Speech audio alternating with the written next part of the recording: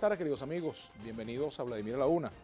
Hoy tenemos como invitado a Liborio Guarulla, quien es el gobernador del estado Amazonas, dirigente del Movimiento Progresista de Venezuela. Antes de presentarlo, vamos a hacer nuestro comentario de todos los lunes y tiene que ver con la materia electoral. Me parece muy positivo que ya estén lanzadas las candidaturas del oficialismo a las gobernaciones y que también en el sector opositor se esté adelantando pues toda una campaña para la selección de sus candidatos. Esa es la forma en la cual los ciudadanos deben dirimir sus diferencias a través del voto. Es la vía de participación más democrática, es la menos costosa desde el punto de vista social en cuanto a que no tiene implicaciones en materia de violencia, salvo que exista un clima para tal cosa. No genera otra cosa sino el intercambio de ideas, la exposición de los puntos de vista de cada quien, la contraposición de propuestas. Y eso es lo que debería ser el debate en una democracia, el debate electoral. Eso es lo sano, eso es lo que creo que puede ayudar pues, a que el país encuentre caminos para la solución de sus problemas.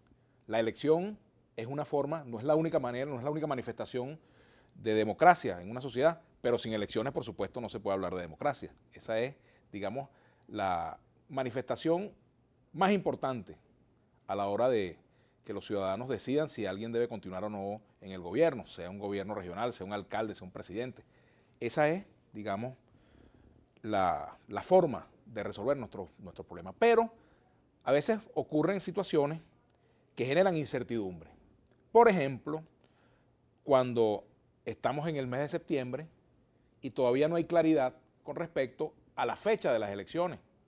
Yo me pregunto, ¿por qué el Consejo Nacional Electoral no ha dado una fecha definitiva para la realización de las elecciones regionales, de las elecciones de gobernadores? ¿Y por qué no hay una explicación satisfactoria, creíble, sobre la razón por la cual no se acompaña a estas elecciones regionales de las elecciones a los consejos legislativos de cada uno de los estados? ¿Por qué razón se da esa separación y por qué no hay fecha ni para la una ni para la otra? A mí me parece que a estas alturas del juego ya el Consejo Nacional Electoral debería haber despejado esa incógnita para que cada quien sepa qué atenerse, los candidatos, los partidos, planificar la campaña, en fin, todo lo que implica la propaganda. ¿Por qué no se ha dado esa fecha? ¿Por qué será? Preguntas que uno se hace y ojalá tengan respuesta rápida y oportuna. Hasta aquí mi comentario del día de hoy. Saludo al gobernador Liborio Guarulla. ¿Cómo estás, Liborio? Muy bien, Vladimir. Gracias por venir a Vladimir a la Una. No, gracias a ti y al pueblo por estar pendiente de este programa. Bueno, la semana pasada estuvo por acá Bernabé Gutiérrez, que es el candidato de Acción Democrática a la gobernación del estado Amazonas. Me imagino que viste el programa. Sí, tuvimos la oportunidad de ver para un poco memorizar las cosas que a lo mejor se nos habían olvidado. Y bueno, lo que podemos decir sobre eso, Vladimir, es que es imposible volver al pasado. Y experiencias sobran.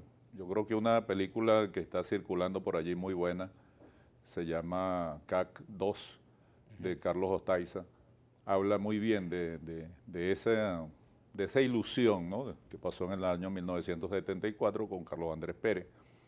Y un país pues que tuvo ese boom petrolero y que permitió pues que el proselitismo, el populismo se desbordara en nuestro país. Bueno, además de que se hicieron obras realmente significativas, pero se regaló mucho dinero en el mundo, se regaló petróleo, Carlos Andrés se volvió el líder, mucho más que Chávez del tercer mundo, de los no alineados, pero unos años después, cuando se trató de repetir la película, fue realmente una tragedia. Ahí comenzó toda esta crisis profunda que vive el pueblo venezolano, porque casi a los 6 meses hay el Caracazo y después vienen los golpes militares y después viene esta llamada revolución que nos ha traído pues hasta estas profundidades.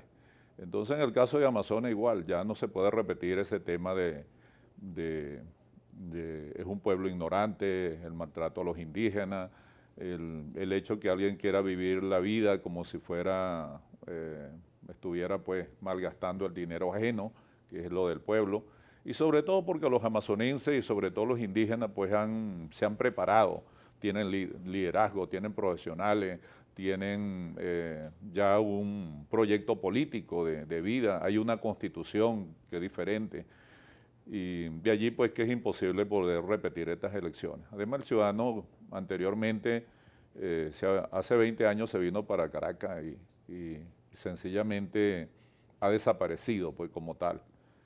Uno tiene que decirle que el nuevo mapa político implica que después de Samariapo no existen otros partidos que no sea el que nosotros representamos como ahora como Movimiento Progresista de Venezuela, y otros partidos indígenas y por supuesto el partido del PSUV. Es lo único que hay. Sin embargo, hay unas elecciones primarias. Sí, y yo creo que también eso hay que tratarlo como parte de la deficiencia digamos, de lo que tiene que corregir la Mesa de la Unidad Democrática. ¿No estás de acuerdo con esas primarias, Liborio? No, yo creo que esa es una irresponsabilidad.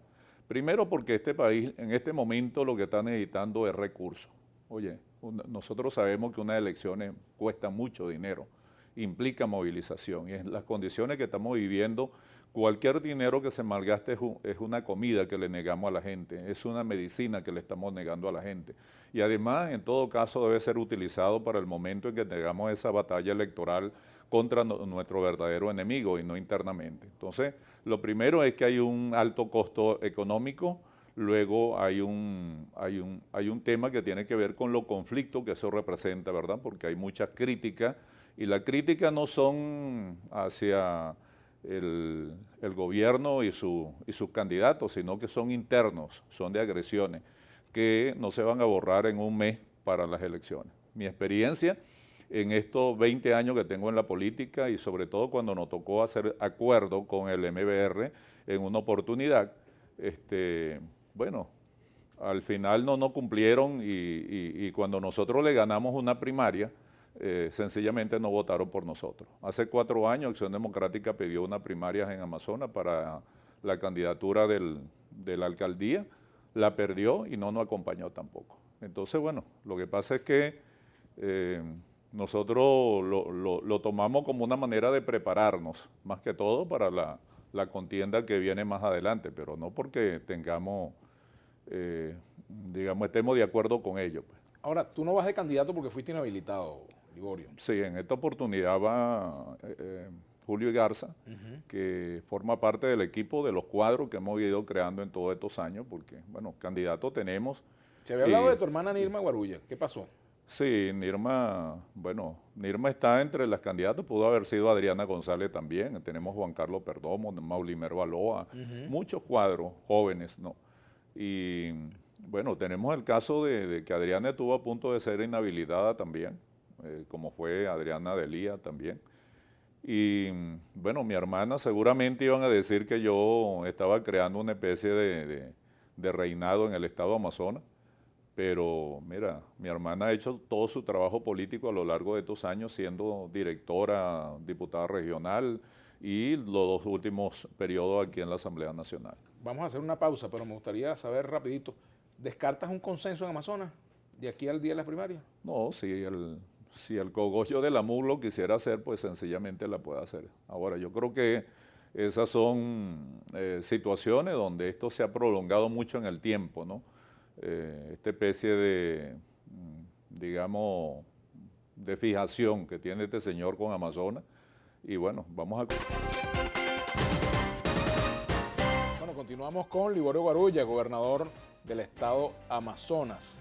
Liborio, dejamos una pregunta pendiente, ¿no? Y varios temas, porque uno de ellos, bueno, tú hablabas de las primarias de la oposición, decías que era un error, ¿no? Haber hecho primaria, y te preguntaba que si era posible el consenso también, ¿no?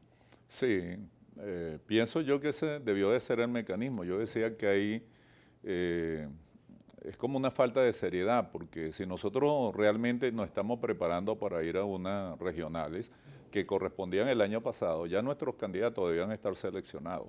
y nosotros además deberíamos tener a los mejores para no fracasar, pues. Yo en este sentido, yo hablo de los candidatos patos, ¿no? Porque el pato es el único animal que quiere ser tres especies a la vez. Quiere ser pez y no es pez, quiere volar y no es ave, y quiere correr y no es caballo. Entonces aquí hay gente que quiere ser diputado nacional, quiere ser gobernador y después quiere ser presidente también, porque cada vez que pierde ya se está mudando para otro lado. El ejemplo más concreto de eso es el candidato del gobierno en el estado de Amazonas, porque fue electo diputado nacional, pero no reclamó ese puesto. Ahí solamente se habló de Nirma, de Julio y del indígena Gusamana, pero nunca se habló del diputado oficialista. Y después de eso regresó a Amazonas para quitarle la presidencia de Corpo Amazonas a Anicia Maldonado. Estuvo en PDVSA Gas, se lanzó para la Asamblea Nacional Constituyente, es miembro y ahora quiere ser gobernador. Bueno, yo me imagino que después también querrá ser ministro, ¿no? Y a nosotros nos pasa algo igual. Entonces yo creo que si algo deberíamos estar haciendo en este momento es hacer la primaria para escoger nuestro candidato a la presidencia. No esta. No. Sí. ¿Tú sientes que todo este proceso está contaminado por las candidaturas presidenciales? Sí, sí, porque eso, repito, la primaria para gobernador, si había que hacerla el año pasado, porque correspondían esas. Y la primaria para la presidencia hay que hacerla, porque se juega mucho en este tema de la mesa de la unidad y los intereses de cada partido de lo que se consideran grandes, pues. De tal manera que debemos definirla de una vez y así seguir manchando ya, creando el consenso poco a poco en el camino. Otro tema que tú tocabas era que el Consejo Nacional Electoral tiene una gran responsabilidad, que es que el año pasado le correspondía dar la fecha, el cronograma de las elecciones regionales. Como no quisieron hacer el referéndum, pues tenían que fijarla. En el día de hoy, bueno, estamos pendientes a ver si de Miraflores dan una orden, pero uno dice, si ese es el papel que ellos están cumpliendo, pues bien se pueden ir para su casa y que la Asamblea Nacional Constituyente o Miraflores asuma el papel de ellos, porque no solamente estamos esperando que se defina realmente cuándo es la elección para gobernadores, sino para alcalde, para los consejos legislativos, que tú decías algo que es muy importante. ¿Por qué no van los consejos legislativos? Bueno, porque el gobierno tiene 22 consejos legislativos de 23. Solamente Amazonas tiene mayoría de diputados que no son rojos, lo demás lo tiene. Entonces es una manera de torpedear como lo han venido haciendo con Henry Falcón, con Capriles Radosky, trancándole el presupuesto, prohibiendo los créditos adicionales. Y bueno, está muy claro. Y de una vez quisiéramos saber cuándo son las elecciones presidenciales, porque no solamente es el compromiso con Amazonas, es el compromiso con la comunidad internacional. Ese collar que tú tienes puesto, Liborio, esos dientes, creo que son unos dientes. Sí. Ajá, ¿de qué son esos dientes? Los dientes son de mono. ¿Qué significa eso? Bueno, ya estamos en la etapa de la guerra. La otra vez que tuvimos este encuentro, este conjuro de lo que fue el de Abucurí, estábamos en una etapa de llamamiento, de conjuro, que se ha venido cumpliendo, porque la gente pregunta mucho, pensaba que el de Abucurí era algo así como una especie de veneno matarrata, no sé, pero eso nunca estuvo previsto. Aquí el de Abucurí tiene que ver es con el pago de los daños causados. Y yo creo que en este momento, si alguien tiene el menosprecio del mundo, son los representantes de este gobierno, que no pueden comer en ninguna parte, que no pueden caminar las calles. Yo creo que... ¿Tú estás de acuerdo con eso que llaman el escrache?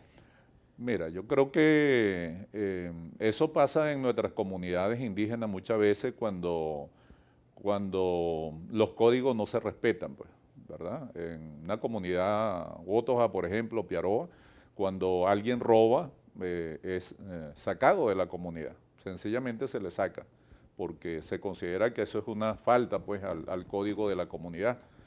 Y mira, eso tiene que ver mucho con el tema de la discriminación, lo que tú estás mencionando, pero en este caso están reclamando algo en la cual ellos lo aplican aquí en Venezuela. Entonces, cuando salen a otro lado, incluso cuando salen aquí mismo en Caracas o en cualquier parte de Venezuela, pues el pueblo como tal se lo reclama, porque no tiene otra manera, puede manifestarse, no puede votar, no puede removerlo y entonces viene esta situación que se está viendo.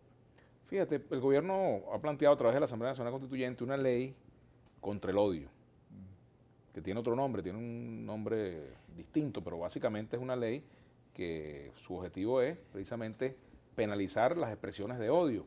Es una ley que la Asamblea Nacional Constituyente la ha venido, digamos, se ha venido discutiendo y genera mucha polémica también, ¿no? Una ley contra el odio, pero no sé si tú has conocido el proyecto, si tienes una opinión en torno a este proyecto de ley. Bueno, nosotros sí, históricamente ha sido nuestra pelea, pues y está en la Constitución, no solamente del 99, sino las anteriores, que es la prohibición de la discriminación política, racial, y que bueno, eso sencillamente se sigue cometiendo en nuestro país. Nosotros somos el ejemplo más palpable, no solamente de la discriminación, de lo que nosotros llamaríamos un apartheid en Venezuela, pues, como nunca lo habíamos vivido. Y aquí yo creo que quien comenzó con esta etapa del odio es precisamente los representantes de este régimen, en el sentido de llamar escuálido, antipatriota, capitalista, todos términos despectivos, pues desde el punto de vista de la agresividad, para no mezclarlo con el resto de los venezolanos. Sin embargo, fíjate, el nombre original de la ley es el de promoción de garantías para la convivencia. ¿Tú crees que eso es posible hoy en día en Venezuela? No, sí, yo creo que ese es el parámetro mayor de lo que es una democracia, lo que tiene que ver con el respeto. Nosotros hemos tenido aquí 500 años reclamando el respeto a la diversidad, el respeto a que somos diferentes, que nunca vamos a poder hacer igual y que además eso es parte de nuestra identidad. Yo creo que eso es importante. La inhabilitación en tu contra no es una especie de efecto boomerang de la maldición de Abucurí, que se te devolvió la maldición de Abucurí con tu inhabilitación. No, ya lo habían hecho, pero es precisamente para eso, para que a través de los hechos que van aconteciendo vayan pagando esa pena que le producen a gente inocente, pues gente que son maltratadas realmente en esta situación. Te vamos a dar el ejemplo de que en Amazonas, por ejemplo, tenemos 2 indígenas presos hace 2 años. 2 años en que no se le ha hecho juicio. Y eso es un delito realmente. Nosotros el año pasado no recibimos aguinaldo en Amazonas, porque el gobierno nos discriminó. En julio nos volvió a discriminar, en agosto también. Y como eso, bueno, nuestros diputados fueron inhabilitados, el gobernador fue inhabilitado, y recientemente pues la masacre de indígenas en un centro de detención en Puerto Ayacucho. ¿Cuántos presos murieron finalmente? 39 de 100 que estaban allí recluidos ese día. O sea, el 39% de la población. El 39% y el 83% eran indígenas. ¿Y se ha investigado ese caso? ¿Hay responsables? Hasta ahora no hemos visto el informe, lo que sí tenemos es el informe. Pero yo leí una declaración de, creo que fue Iris Barrera, si mal no recuerdo, responsabilizándote a ti de lo ocurrido.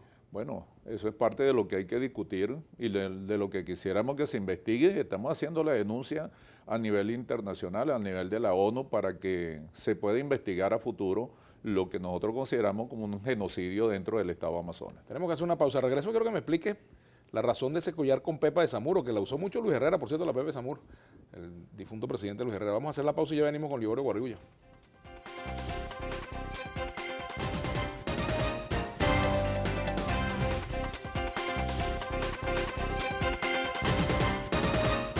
Bueno, continuamos con Liborio Guarigulla. Te había preguntado por la pepa de Zamuro, pero prefiero preguntarte por la declaración que vimos del canciller Jorge Arreaza sobre estas notas de protestas entregadas a varios países por intromisión en asuntos internos de Venezuela. Lo primero que hay que señalar, Vladimir, es que está muy claro que las relaciones internacionales, cuando uno ingresa a la comunidad internacional, pues uno tiene que aceptar también, tiene que dar, pues, porque hay principios, hay mecanismos que sencillamente son lo que lo relacionan a uno. Por ejemplo, el principio de la democracia, el principio de los derechos humanos. Si nosotros no respetamos los derechos humanos, entonces indudablemente que al firmar uno un convenio internacional, todos los demás países que forman parte de ello tienen el derecho a reclamarnos, igual que nosotros lo hacíamos en el pasado, porque hay que recordar que Venezuela era de alguna manera el paladín de la democracia y de los derechos humanos en América Latina.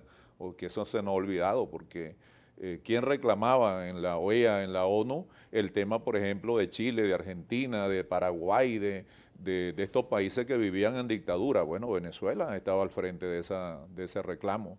Indudablemente que entonces sería muy injerencista, pero eso es parte del derecho internacional.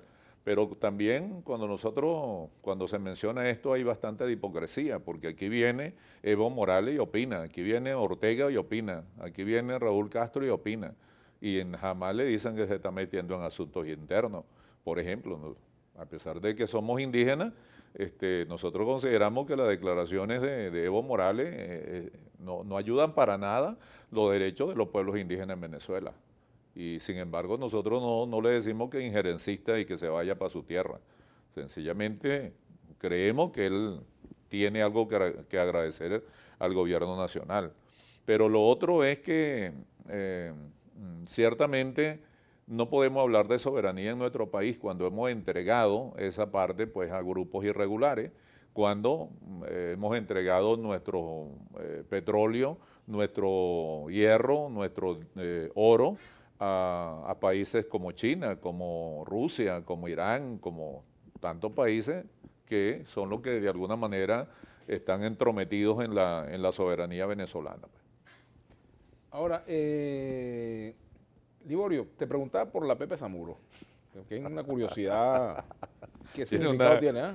No, la utilizó Luis Herrera, por cierto. Sí, bueno, tiene fama de ser una especie de contra para contra las malas intenciones, ¿Contra Bernabéu o contra el PSUV?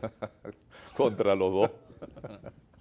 Y bueno, y tú preguntabas también por la otra, y hablamos de que todo esto tiene que ver con las batallas espirituales que uno tiene que dar, porque el caso de Venezuela no solamente es un tema donde está involucrado la miseria material, pues, el tema del alimento, el tema de digamos, de lo que uno normalmente usa, la ropa, todo eso. Hay un tema que es político, indudablemente, que es el tema de la democracia, que es el tema del totalitarismo, pero más allá, Vladimir, hay algo que es como una maldición que está sufriendo nuestro país, desde el momento en que los dirigentes nacionales se han involucrado con la magia negra, con todo este tema de la energía negativa, y tú lo puedes encontrar cuando tú revisas el tema, por ejemplo, de los nazis. Los nazis llenaron su simbología de todos elementos ocultos, digamos, con aquellas religiones hindú, de la cual salgan la evástica, y después toda la manera como se consultaban a estos astrólogos, estos brujos, en las acciones que tenía que tomar el Tercer Reich. Y bueno, al final vimos en qué terminó eso, pues terminó en una verdadera masacre de personas, en la ruina de Europa, y finalmente eso ha cambiado nuevamente hacia lo que es la prosperidad de ese gran país. Bueno, yo creo que nosotros estamos viviendo algo parecido desde el momento en que aquí se ha metido la santería, el tema de los yoruba, el tema de los paleros, el tema de la... Y bueno, este es un pueblo que había transitado por el camino digamos, de la creencia, del cristianismo, y yo hasta ahora no he visto en los pueblos indígenas algo que tenga que ver con la parte negativa. Bueno, aunque eso exista, pues, todo lo que tiene que ver con la pica pica, el daño, pero de por sí el deber ser de una comunidad indígena es transitar hacia la parte siempre positiva del mundo para irlo transformando. Ese es el deber ser. Aquí hay comentarios. Reelegirse a la gobernación no es volver al pasado, dice Dervis Núñez. Bueno, tú no te puedes reelegir, pero tú te reelegiste. Claro, porque también hubo la oportunidad en ese momento, ¿no?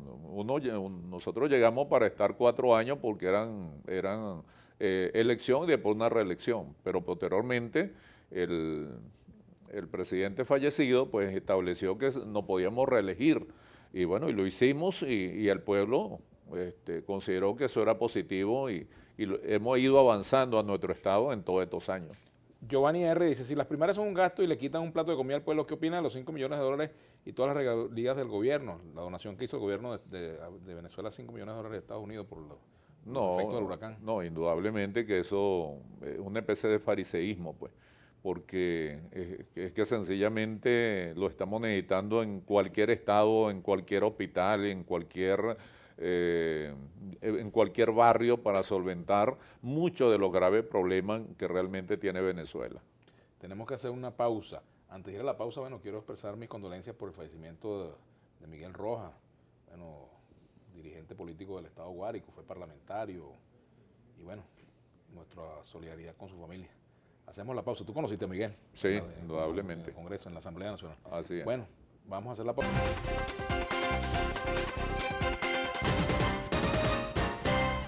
Fíjate lo que dice por aquí Freddy Zavala, dice, el brujo de Amazonas está en Vladimir Laguna, parece que está bravo con la MUD, al parecer le va a echar una maldición a Ramos Alup.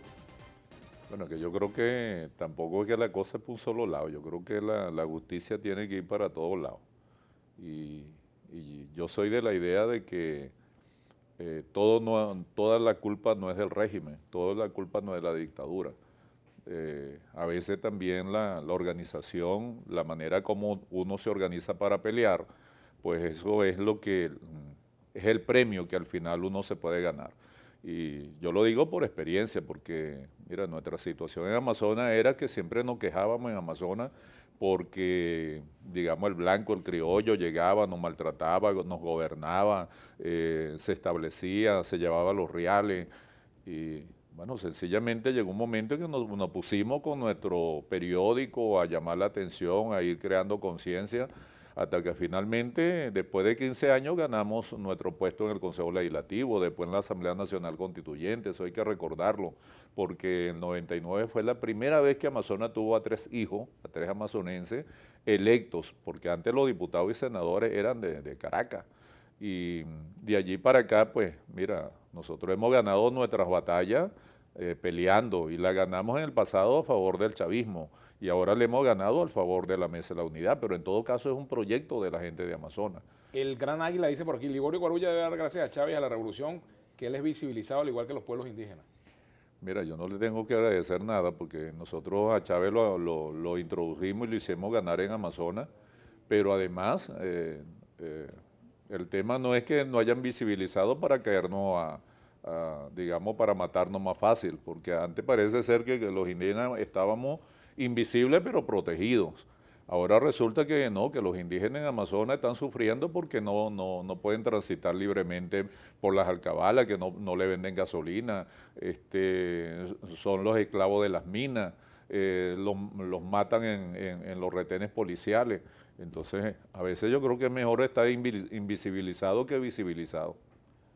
Bolívar Divisa, ¿usted apoyaría una nueva economía venezolana dolarizada tipo Panamá?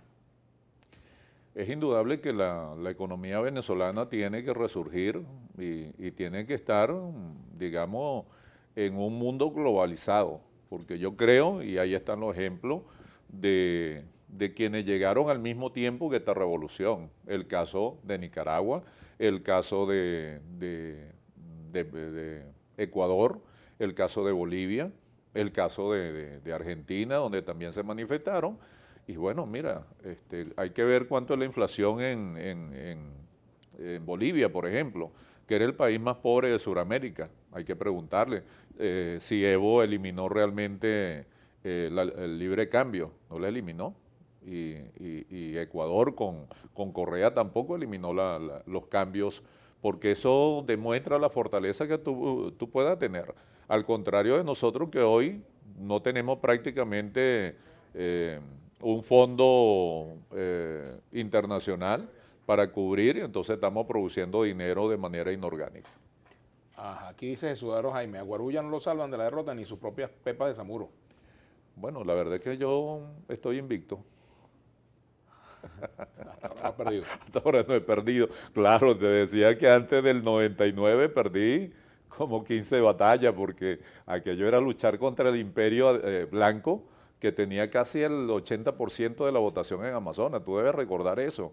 Ahí todo el mundo era deco o era copellano. Ahí no existía una tercera corriente. Y nosotros llegamos ahí con un partido que era la Causa R, con un partido indígena que era Poama, y con ellos nos fuimos consolidando y después no importa la tarjeta, Vladimir, porque es una cuestión de respeto y que la gente lo siga a uno, porque tuvimos con la causa R, pero tuvimos con el PPT, y al final nos dieron la tarjeta del movimiento progresista de Venezuela, y últimamente votamos por la vaca, como digo yo, por la MUC, y sencillamente siempre hemos ganado, no importa la tarjeta, ahorita vamos con Primero Justicia, vamos con la tarjeta de Copey, Orisur, CREA y Solución, y le aseguro que le vamos a ganar con esa tarjeta. Ajá. Dice PRG, es bueno que se llame a votar, así se demuestra que somos más y unidos estos pandilleros, que no les queda otra que claudicar.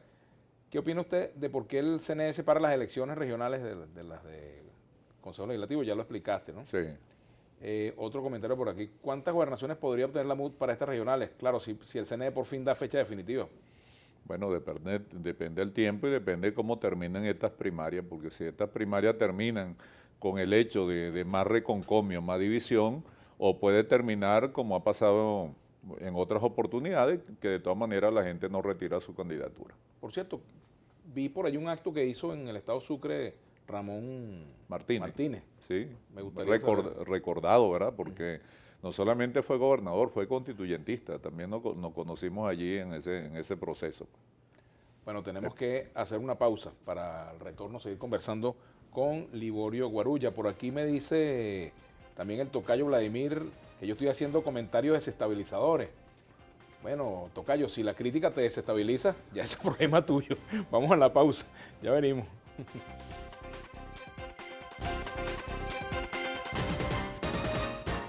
Continuamos con Liborio Guarulla. Liborio, por allí el ministro de Comunicación e Información, bueno, mi hermano Ernesto dijo que o se está con Maduro o se está con Trump. ¿Con quién estás tú? No, yo estoy con la Pepe Samuro y con el Dabucurí y con los indígenas de Amazonas. Nada que ver con esa pelea que tienen ellos, que creo que no va a terminar sino en palabras. Pues. Nosotros tenemos que ir con las cosas reales que nosotros tenemos. Otros comentarios por aquí en las redes. Debe ser que CNE está esperando primarias para inhabilitarlo y así gana tiempo, dice Ana Figueredo, que por eso no han dado la fecha. Bueno, sí, eso es parte de digamos, de las estrategias del juego, porque acuérdate que este anuncio de las elecciones regionales se hicieron para calmar las aguas después de la Asamblea Nacional Constituyente Comunal, que por supuesto generó el rechazo no solamente nacional, sino internacionalmente. Entonces, pero unas elecciones regionales que habían sido programadas para diciembre, luego se dan cuenta de que en la Mesa de la Unidad hay problemas, lo adelantan para el mes de octubre, pero yo le aseguro que si la Mesa de la Unidad no hubiese inscrito candidatos, ya las elecciones de gobernadores se hubieran realizado. Nada tiene de extraño, ya le colocaron el tema, por ejemplo, de que no van los consejos los consejos legislativos, porque precisamente ellos tienen 22 consejos legislativos. El único consejo legislativo que no es de ellos es el de Amazonas. Y por otra parte, en cualquier momento podrían salir a manifestar, como lo han hecho en otra oportunidad el año pasado, que no hay recursos para financiar esa elección. Pregúntale al gobernador qué fue lo que pasó con la masacre de los privados de libertad, dice Gabriel Moy. Sí, esto de verdad es un tema que nosotros vamos a llevar pues a instancias internacionales, a la Corte Interamericana, a la Haya, por el problema del genocidio que se cometió allí, porque era un asunto que pudo haber sido cometido por la guerrilla que había amenazado con masacrar allí a los detenidos, y sin embargo fue el gobierno nacional, más de 300 efectivos, cuerpos especiales, comandos especiales actuaron, pero actuaron con mucho ensañamiento, como por ejemplo la utilización de drones, utilización de francotiradores, balas explosivas, y bueno, y no dejaron ningún sobreviviente, ninguno quedó herido, fueron ejecutados los últimos, y lo más grave es que todos son indígenas, casi el 80%, y 23 de ellos eran menores de 22 años, eran unos jóvenes. Incluso habían personas allí que ingresaron unos días antes y también fueron asesinados. Aquí dice, para cerrar ya, según sus prácticas ancestrales y sus chamanes, ¿qué le depara a Venezuela los próximos meses? SG. Alberto Castejón. Bueno, la situación está bastante grave. Yo diría, solo Dios mantiene como una línea muy fina para que esto no termine en una tragedia donde haya sangre entre venezolanos, ¿no? Porque más allá de eso, indudablemente que la tragedia la estamos viviendo todos los días. Lo que pasa es que hemos perdido como la sensibilidad. A uno le duele, por ejemplo, que mueran niños recién nacidos por falta de medicina y por el tema de la comida. En Amazonas están muriendo muchos Yanomami, muchos indígenas y muchos criollos también en Puerto Ayacucho, porque no hay tratamiento contra el paludismo, que una cosa tan sencilla como esa, además de otra medicina, pues. Pero esa es la tragedia. Bueno, despídete con una bendición para Venezuela, para Globovisión, para Vladimir Launa y le echas un poquito también a Brújula Internacional. Bueno, sí, nuestro profesor que está llegando aquí, de verdad, allá, que Vladimir siga aquí llevando esta idea para nuestro país, esta guía y este optimismo que a veces necesitamos todos. Y a toda la gente de este canal, de verdad que se lo merece, y que siga existiendo hasta que cambiemos a nuestro país. Muchas gracias, Liborio. Gracias a ti. Hasta la próxima. Bueno, sigan ahora con Brújula Internacional. Aquí hasta mañana.